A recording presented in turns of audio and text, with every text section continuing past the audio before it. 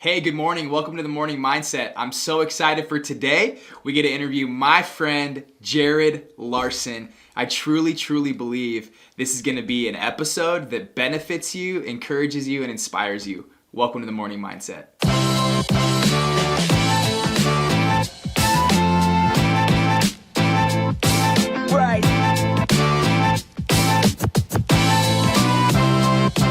Hey, welcome back, guys. I'm so excited. We have Jared Larsen with us today. He is a husband, a father, and a CEO, and one of the most inspiring people I've ever had the chance to chat with. So, Jared, how are you this morning? Good, Levi. Doing well. Thank you so much for this opportunity. Absolutely, man. Thank you for for joining me. I'm really excited to get into our conversation. Tell me something good this morning, Jared. This morning, something good. It was amazing. It was about 6:04. Actually, when I looked over at my clock, my little son, Ryder boy, came running in the bedroom, and he jumped up in my arms, and we both looked out the window, and there was just this epic sunrise. Wow. And that moment where you just get to sit with your little boy and experience beauty around you and be grateful and thankful for things in your life was such an awesome start to my morning, and it just catapulted me into this positive mindset for the day.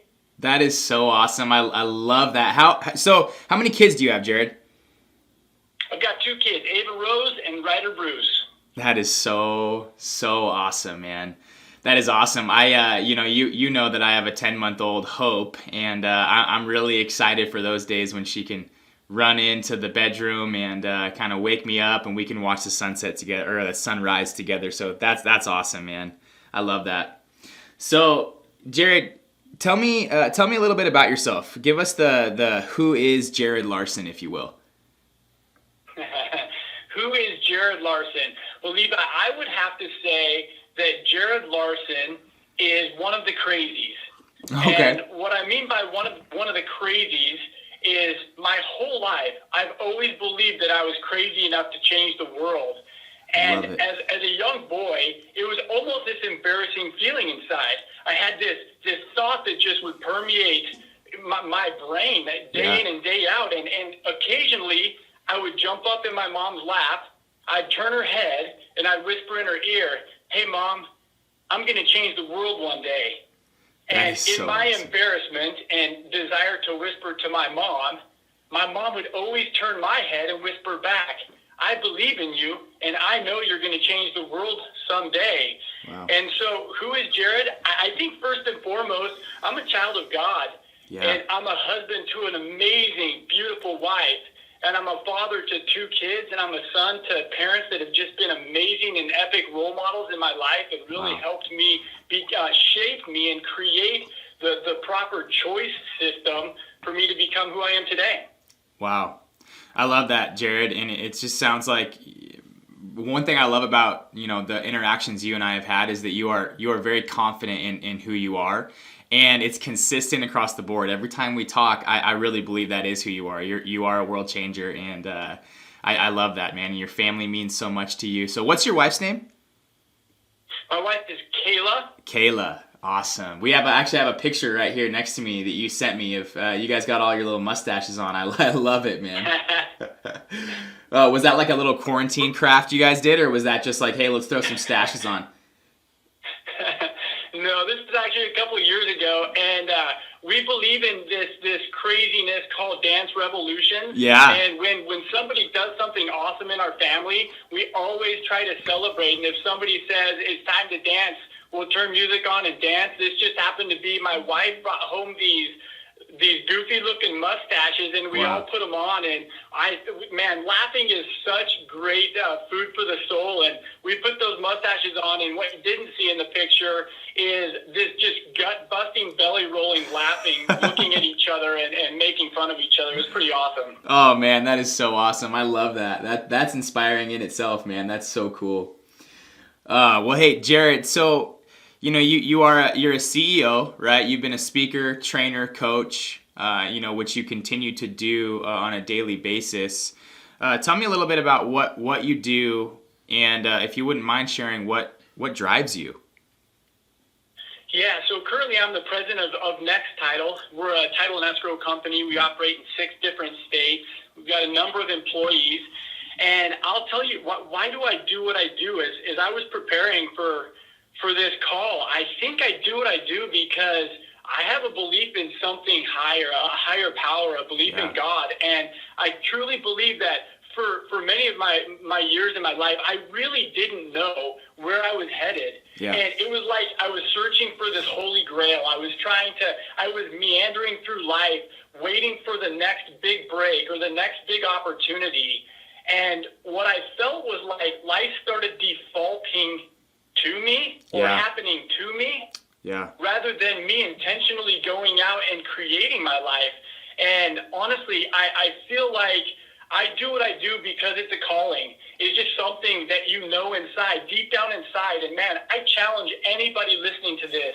If you're struggling with mindset thoughts, maybe that you're not good enough or you don't know what you're supposed to do or where you're supposed to be, that's okay. You're exactly where you're supposed to be. But you have an opportunity and a choice today to start figuring that out. Yeah. And I think that callings in life or finding what we're supposed to be doing comes from deep within. And for me, my calling is to change the world one step at a time. And I know we've talked about this in the past, Levi, but my why is ultimately every morning when I wake up and my 2 feet hit the ground, I need to have one meaningful conversation with at least one person that by having such conversation could change their life forever. Wow. I love that, Jared. Tell me more about, go a little bit deeper, if you will, in the importance of having that why or having that, North Star, if you will. Because, you talked about how you, for a while, you kind of wandered around like aimlessly, right? And then when you found this passion, this purpose to change the world, that, that your faith is extremely important.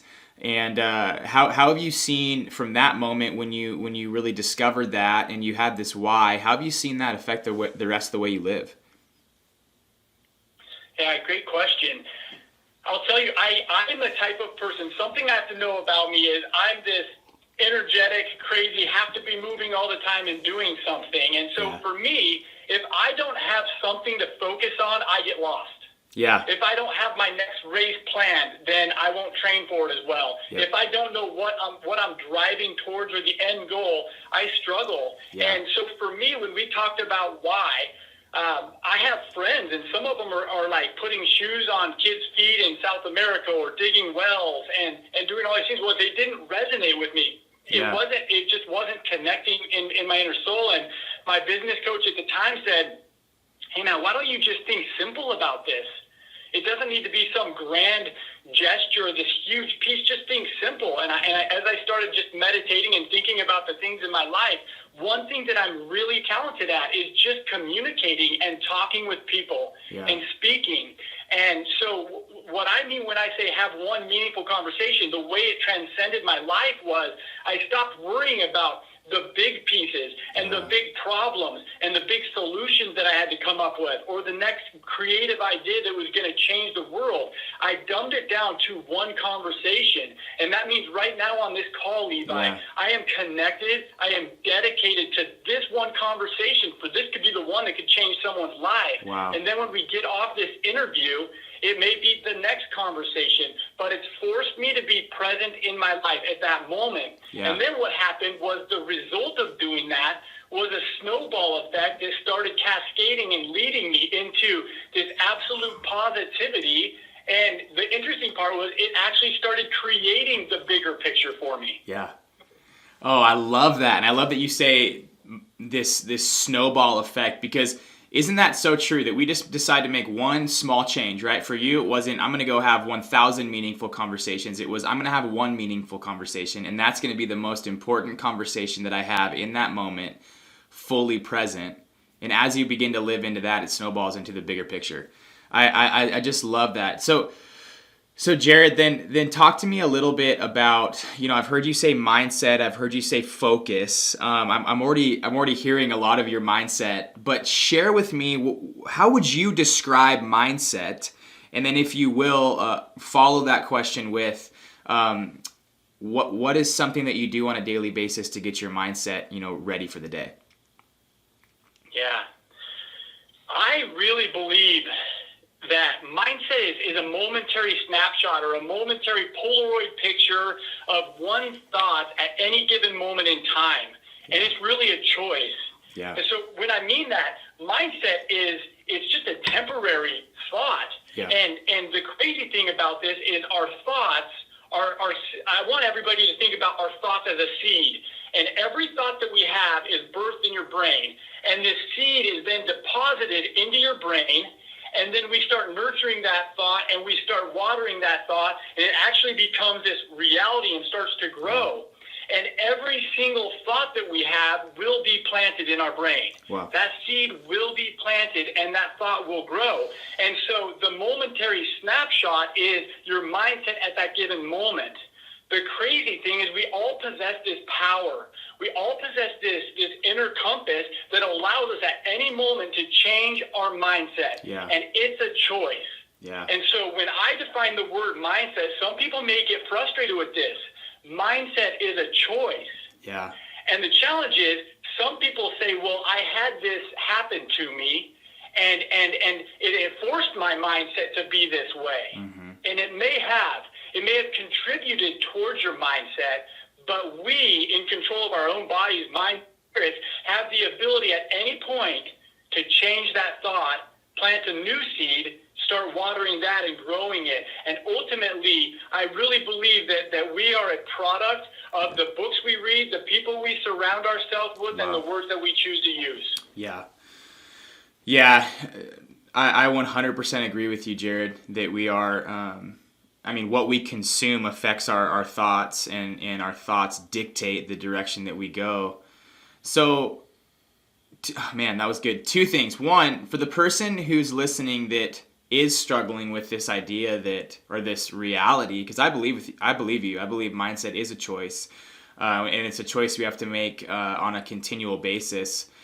What would you say? What would your encouragement be to the person who's listening right now, who's struggling with maybe their graduation got canceled, right? Maybe maybe they are sick, or are just experiencing some pretty serious stuff that's going on in the world right now. What would you say to those people who feel like mindset isn't a choice and are just really struggling? Yeah, I think that there's two answers that I would give to that. The first tool that I have used in my life religiously. Yeah. When my mindset's struggling, when I'm focused on the wrong things, I absolutely always default to my journal. 100%. Love it. I have a journal. It's a little black book. It sits next to my bed. My wife has her journal. It sits next to her bed. Yeah. And we wake up every single morning and we write in our gratitude journal. Wow. And what we focus on in the morning, I also believe that routine, I'll talk a little bit about my morning routine, but the routine and the way we choose to start our day, the first thoughts that consume us, the first actions that we take in the day will set your day up ultimately for success, failure. It will set you up for positivity or negativity, and we get that choice. So how we start our day is important. Now, how I've chosen to get out of that funk or that negative mindset is to sit down and write in my journal, and I write what I'm grateful for. Today, I'm grateful for this opportunity to sit on this call with Levi, because I met Levi one day, and he changed my life. Wow. And what he's doing now in this motivation mindset is changing other people's lives. I'm grateful for that. Yeah. And as we get lost in the gratitude that we have in life, it changes our mindset. Yeah. We can't focus on that negativity. And what we're doing is we're pre-programming or we're reprogramming our brain to think in a positive way. Yeah. The second thing that I really believe, those that are struggling, I often believe that people that are victims of a circumstance or are struggling with a choice, decision, or a feeling are stuck in thinking about themselves. Wow. And I tell you, the number one medication for that is getting out of your own way and serving somebody else. Wow. Go do something. Go be something bigger. Serve someone else. Love someone else. Help someone else. And the second that you get lost in that service, you forget about that. The fear that you have, the anxiety that you have, it can no longer exist there as you're helping and serving other people. Yeah.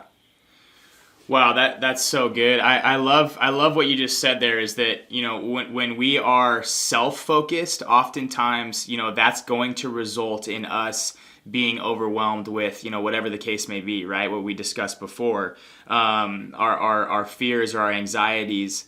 But the second that we can begin to put our focus on other people, it truly does happen. We get lost in the service, because life isn't just about me, right? It's not about what we can gain. It's about how we can add value. Would you not agree? Absolutely. And the crazier part of this is, so we've been practicing this with our kids. Yeah. And as you do that, one of the greatest parts is you sit down with your family members, or you sit down with your wife or whomever, and you have to actually think of the things that you may go do, or the act of service you may provide for someone else, and what is it changing? The way you think. Yeah, it's changing the way we think. Wow, I love that. And then, so how long, okay, question for you on your gratitude journal. How long have you and your wife been doing that together? So, well, I have to be totally honest and transparent. My wife and I aren't perfect at this. And I want everyone to know out there that this is not like if you don't do it 100%, then you fail and you're not good enough and you should just stop or quit. Yeah. I've probably been practicing this for 10 plus years. My wife has been practicing this on and off for, I would say, 3 or 4 years. And we really heavily made a commitment to combine those together for about the last year. And the crazy part is it's changed our morning. And we call it the 5 a.m. morning. You asked what's my daily routine or what's critical in our day. Yeah. We wake up every day at 5 a.m. together. Wow. Religiously. We wake up at 5 a.m. together every single day. Is it early? Maybe for some people, but we do it because we know we need to start our day intentionally before the kids run in the room and start jumping all over us. Yeah. We need to fill our gas tanks up so that we have enough gas in our tanks to fill other people's gas tanks up. And we speak about it in terms of light. We need to fill our gas tanks up with light so that we can give light to other people. We start our day off every single morning with prayer. We kneel together, we hold hands, and we pray and give thanks for the things that we have and the way we can start our day. The second piece is we excite our bodies and our brains through exercise. Yeah. And we both do completely different styles of exercise. My wife is yoga, meditation, a bunch of sit-ups, crunches, all those types of things. Yeah. While I have to physically get outside, run, ride my bike, cycle, do something like that. And usually we're spending anywhere from 20 minutes there to 45 minutes or so. And then once we have the brain going, the metabolism rolling, we come inside and we do the final 2 steps of our morning routine, which is number 2 is meditate. Yeah. And when I say meditate, I struggle with that word because I thought like of a Buddhist monk on the top of a mountain that clears his mind of everything, that hears basically peace and nothing. Yeah. But for me, meditation is this act of just being quiet and forcing myself to listen. And when I listen, the cool thing is that inspiration starts coming into my mind, and I have this quiet moment where I can start receiving like thoughts and inspirations, and in my journal I start writing these down. And those thoughts and those inspirations, I'm committed to acting on those. Yeah. So that quiet time where we listen is really cool. Yeah. Then we wrap up with our gratitude journals, and we end our morning with that gratitude piece. And that's how we set our day up. The days that we do that, Levi, are absolutely magical. Yeah. The days that we skip or we don't do, I can feel a difference. Yeah. Yeah, no, I believe that. And that's what I was going to ask is the difference that you feel in the days you do and you don't. So when you say you can feel a difference, talk to me a little bit about that. I mean, because I truly believe that the way we start our day is really, I mean, it sets the tone for the rest of the day, right? And what I'm hearing from you is that throughout your morning routine, you're getting your mind right. You're getting your mindset right to show up as the best husband, the best father, the best president of Nextitle. And so on the days that you don't, right, because none of us are perfect, as you said, how have you seen that affect you Because, if we can know how that affects us when we don't do something like that, I really believe it stresses the importance of having some sort of morning routine, gratitude journal, whatever the case may be. Yeah, let me juxtapose the morning routine with the other morning routine that I do when I skip it. Okay. Immediately grab my phone and check email. Wow. Possibly jump on social media. Yeah. Right? There's a lot of things to accomplish in a day. It's like, man, if I can wake up earlier and just jump on these, I'll crush it. But what I'm telling my mind is I look and open it up and see 75 unread emails. I immediately throw my brain into, oh my gosh, this is crazy. Everything's on fire. You got to get going. Hustle faster. Move faster. Get going. Come on, Jared. Totally. And that's the way the day starts to unfold. How does that impact me with relationships? I'm short with my wife, sometimes getting frustrated, may not respond the way I should or be the loving dad or husband that I should. Yeah. I'm shorter with my kids. I'm less patient with the kids. I come home, I feel burnt out. At the end of the day, I'm exhausted. Yeah. Just exhausted because that's the seed that I chose to plant in the morning in my brain, and that thing grew throughout the day. So there's absolutely a difference versus me calmly waking up and intentionally choosing how my day is going to be. Yeah. And at a young age, I started observing successful athletes, successful business people. And I think one of the fallacies in life is people think, wow, I want to be like Levi. If I had the shoes and the hat that Levi had, I could be like Levi. It would be that easy. But the reality, and I used to think about Michael Jordan all the time. Man, if I had Michael Jordan's shoes and his jersey, I know I could dunk with my tongue hanging out like he does, right? Yeah, totally. But the reality is people get paid for publicly what they practice privately. Wow. With dedication, with discipline, with this sickening effort. And so for me, how have I built discipline in my daily life? I would have to say I started by learning how to impose my will on things that I either disliked or even in some circumstances hated. So I'm going to say that again. I built my discipline day to day by forcing myself or imposing my will on the things that I maybe didn't want to do or the things that were hard, the things that I knew would bring me success but that I really didn't want to do. Yeah.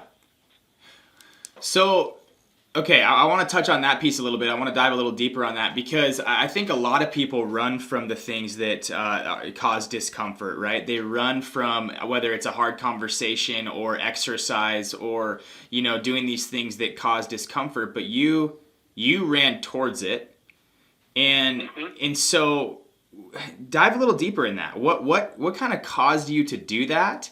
And because I feel like not a lot of people's brains are wired that way. I mean, you and I have talked about this, right? With Ironman triathlon and some of the extreme sports that you do. I think it takes a little bit of that. But talk to me a little bit more about that mindset that you decided to fully, I guess, embody and encompass. Yeah, so I'm going to share a story, Levi, that I think will really help embody this. So just bear with me. Yeah. If I was to go capture a lion in the wild, and I brought the lion back, and I had this beautiful cage built for it, and I took this wild lion, and I threw it in the cage, and I slammed the door shut, and I locked the door. Yeah. What type of behavior would that lion show? Would he want to break out of the cage? Oh, yeah. He would be, oh, man, he'd have a lot of pent-up energy. Yeah, absolutely. Yeah, he's used to running, roaming all over the place, and now he's in this 10 by 10 box. He's running all over. He's beating on the bars. He's trying to look for any way out. Yeah. But ultimately at the zoo, this lion starts seeing people pass and walk back and forth day after day. And ultimately he starts saying, man, maybe there's not a way out of this cage. And then those thoughts turn to, I wish I could be one of those people on the outside of the cage. And eventually we observe at zoos the lion starting to just slowly pace. That wildness is gone.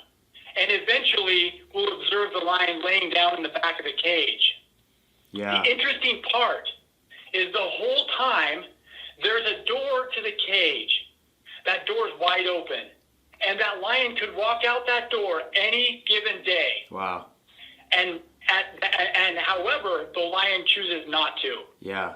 The lion chooses to stay in the cage. And the point I'm trying to make, in all of our lives, there's that door. Yeah. There's the door that we can walk through, but the perceived pain of walking through that door may be greater than the comfortable pain that they're currently in. And so we choose never to do something that's hard. Mm-hmm. So instead, we choose to live in our comfort, and we choose to lay down for fear that if I walk through that door, the unknown or the pain that may exist or lie on the opposite side of that door, whether it's success, failure, or whatever, is too great. So I'll stay put. Yeah.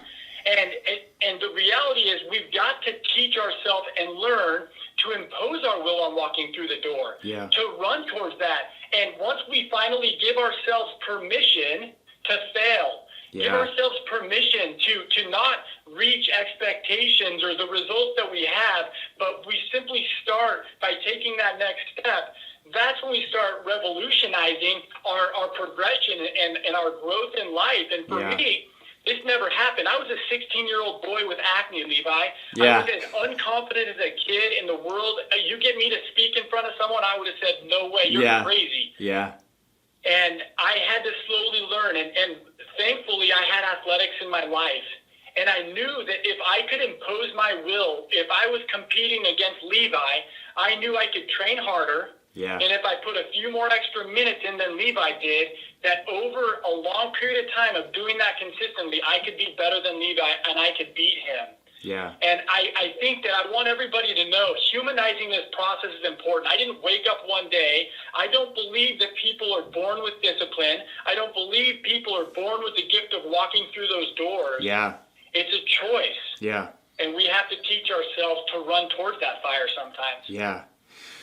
Yeah, no, I think you're totally right. And going back to this choice, right? And learning from your story, it sounds like that just happened on a daily basis, one small step at a time, and you began to build this overwhelming sense of confidence and this desire to actually get comfortable with the uncomfortable. Absolutely. And, that's been one of the things. Levi, do I have permission to share a story that was really a make it or break it point in my life? Yes, so that was actually going to be my question for you. So, yes, please share that, Jared. This was 7 years ago, and I was training for the Bogus Basin Hill Climb. It's a 16-mile climb straight uphill in Boise. There's a mountain, and essentially some of the best riders from around the Northwest get together, and you basically flog yourself up a 16-mile long hill. And it is not just like a fun pedal where you go out with your buddies. It is from the bottom of the hill. It's give it the gun all the way to the top. Full gas, full out, as hard as you can, and you just hang on. Part of the time, you see them blurry, just struggling, trying to hang on the wheel in front of you. Yeah. This particular day, I was training, and it was a couple days before the actual race itself. I was with my best friend, Greg Guyman, and just the two of us were pedaling. And as we started pedaling, we slow pedaled for a few miles, and we started to get animated, and we really started to womp on the pedals. And it was one of those days, and I know Levi had them in your training as well, where my lungs opened up, my legs opened up, and I just felt magical. Yeah. And I looked over at Greg, and he looked at me, and he said, dude, go for it, man. Just drill it to the top. And most of the time I don't in our training rides. I stay with the group, I ride hard, but this day I just took off. And every pedal stroke seemed like I got stronger. And as I attacked the hill, I got to the top and had ended up riding the fastest time that I've ever raced to the top of Bogus Basin. Wow. And I was stoked out of my mind. I was doing like this Irish jig dance at the top, waiting for Greg. And it was just really cool. He was so stoked for me. When we got to the top, we celebrated. Yeah. And with all the excitement and elation, I had to turn around, and then you have to do what? You got to go back. Got to go back down. Yep.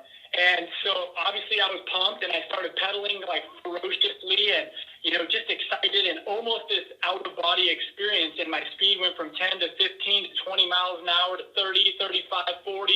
And at 42 miles an hour, I came around a hairpin corner. I was counter-steering. I was augered in, and my front wheel washed out on a small patch of dirt. Wow. And I remember it like clear as day. Some people say in these moments, it's like, I don't really remember, but I almost felt like time slowed down for me. The front tire washed out. And I thought because Jared's in control of his life, right, in control all situations, situations. I said, man, I can do one of two things. I can either scrub speed or I can lay my bike down and just hope and pray for the best. Yeah. But of course, me being in control of my life, I can control every situation. I thought that I would do both. Yeah. The second I laid my bike down and tapped my brakes, my carbon fiber wheels immediately locked up. I went over my handlebars. I impacted the cement with my neck and my shoulder. I broke my clavicle in multiple spots, my scapula. I slid about 70 feet uncontrollably until I impacted a cement barrier that's used to safeguard cars from going off a cliff. Wow. And that was my make it or break it moment. And I laid there on the side of the mountain, broken and bleeding. And you can only imagine the thoughts that started racing through my mind. Yeah. Number one, I thought, was I paralyzed? Can you move your toes? Are you still alive? Like, what's going on? My bike was broken. I had water bottles and computers and helmet and sunglasses laying all over the road. And my buddy Greg came up to me, and I'll never forget him putting his arms around me and just this feeling of security or safety that he had. Well, we have no cell reception, and so the decision was made that he had to race down to the bottom of the hill and get the car. And so he elevated my feet up on my handlebars. He was treating me for shock. It was 94 degrees out, and I was shaking uncontrollably. And I'll never forget watching my friend Greg ride off into the distance. And there's a couple questions that I asked myself in my make it or break it moment that I think that is valuable for the listeners. The first thing was, I just wish my mom was here. Yeah. And I had a strained relationship with my mom. I loved her dearly, but there were moments in our life that we didn't always see eye to eye, and she struggled with some personal challenges, and I did as well. Yeah. But I always knew my mother loved me, and I just wanted her there with me. Second question I asked myself is, am I going to die? And there is no way. Like, I'm a fighter. There's no way I'm dying. So I even thought of Bear Grylls. Tapping my face, how do I stay awake, what do I need to do? Yeah. And for this hour and I think 36 minutes that Greg was gone while I was up there on the hill, the next question I asked myself was, if I were to die today, would I be ready to meet God? Wow. And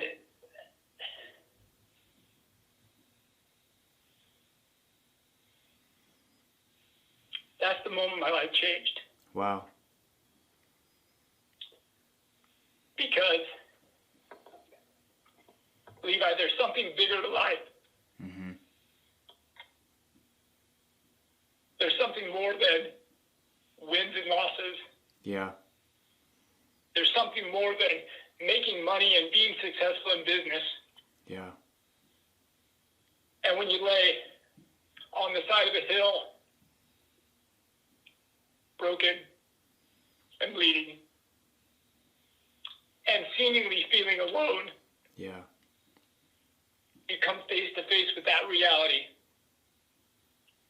And the answer to that question was, I can't die because I'm screwed if I die, because I'm not ready to meet God right now. Yeah. Because I hadn't lived a fulfilled life. Yeah. I haven't left my legacy. I hadn't done the things that I know that God would have wanted me to do if I had time on this earth.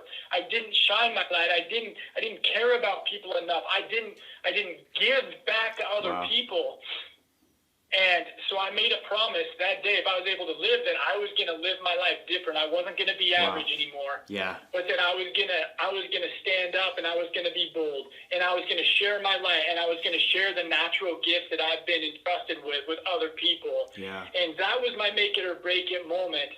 And I know that so many people could be dejected from that. And I mean, the road to recovery was painful. My wife at the time, she was my girlfriend. She was just absolutely a saint. The greatest gift that I've ever been given in my life from my wife was a piece of chalk. Wow. And what I mean by that is, in the road to recovery, I couldn't even move my arms for a couple weeks. I couldn't go to the bathroom. I couldn't shower myself. I couldn't wash my hair.